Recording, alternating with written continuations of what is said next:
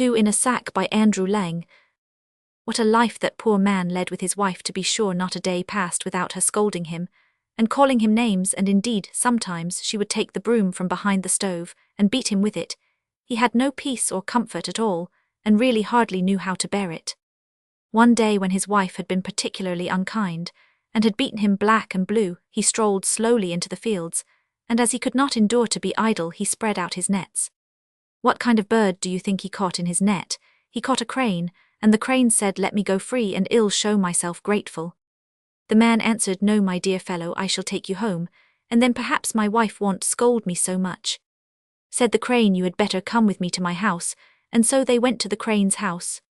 When they got there, what do you think the crane took from the wall? He took down a sack, and he said, "Two out of a sack." Instantly 2 pretty lads sprang out of the sack. They brought in oak tables, which they spread with silken covers, and placed all sorts of delicious dishes and refreshing drinks on them. The man had never seen anything so beautiful in his life, and he was delighted. Then the crane said to him, "Now take this sack to your wife." The man thanked him warmly, took the sack, and set out.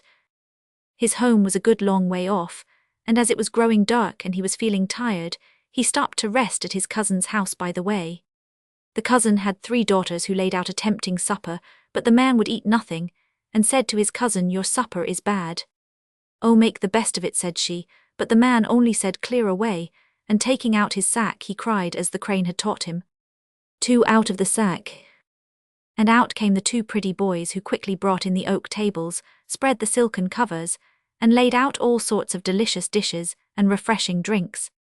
Never in their lives had the cousin and her daughters seen such a supper, and they were delighted and astonished at it, but the cousin quietly made up her mind to steal the sack, so she called to her daughters, "Go quickly, and heat the bathroom. I am sure our dear guest would like to have a bath before he goes to bed."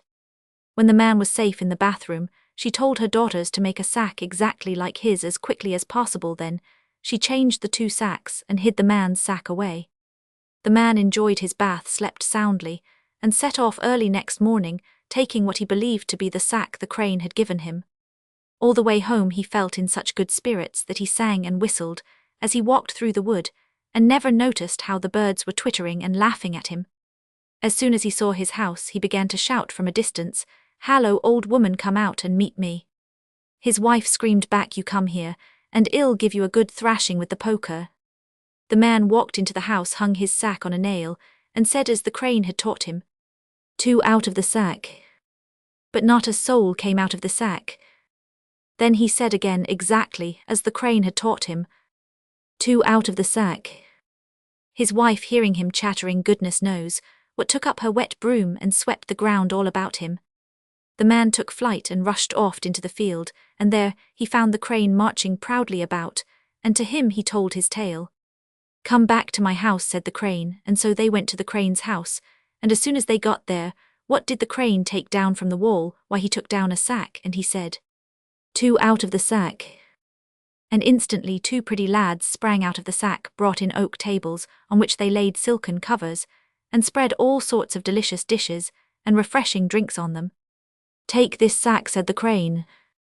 The man thanked him heartily, took the sack, and went. He had a long way to walk, and as he presently got hungry, he said to the sack as the crane had taught him, "Two out of the sack." And instantly 2 rough men with thick sticks crept out of the bag, and began to beat him well, crying as they did so, "Don't boast to your cousins of what you have got, want to, or you'll find you will catch it uncommonly hot, want to." And they beat on till the man panted out, "Two into the sack." The words were hardly out of his mouth when the 2 crept back into the sack. Then the man shouldered the sack and went off straight to his cousin's house. He hung the sack up on a nail and said, "Please have the bathroom heated, cousin." The cousin heated the bathroom, and the man went into it, but he neither washed nor rubbed himself. He just sat there and waited. Meantime his cousin felt hungry, so she called her daughters, and all 4 sat down to table. Then the mother said, "Two out of the sack." Instantly 2 rough men crept out of the sack, and began to beat the cousin as they cried, "Greedy pack, thievish pack. Want to give the peasant back his sack.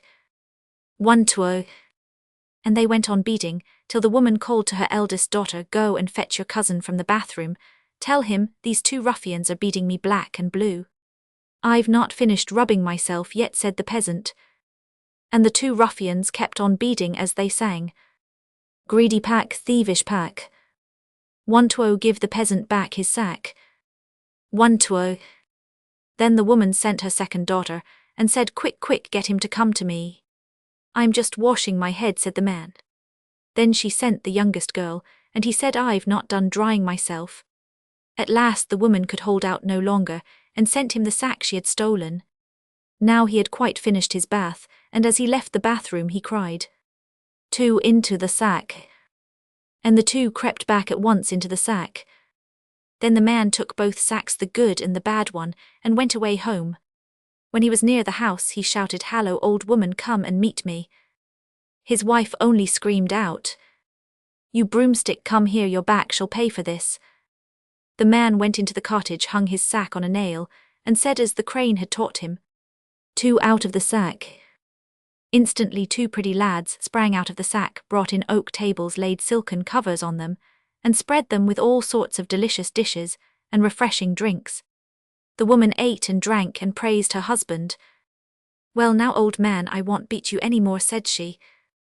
When they had done eating, the man carried off the good sack and put it away in his storeroom, but hung the bad sack up on the nail.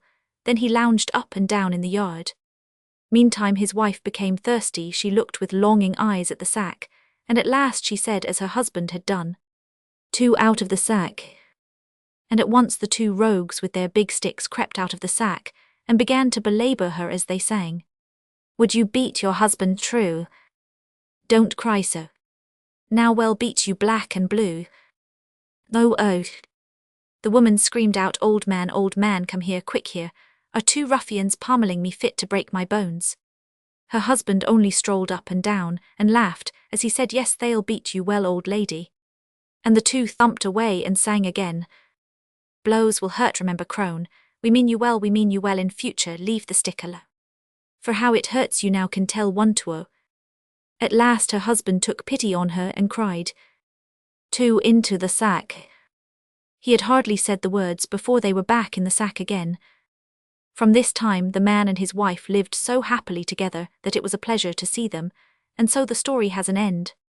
From Russet Marchen.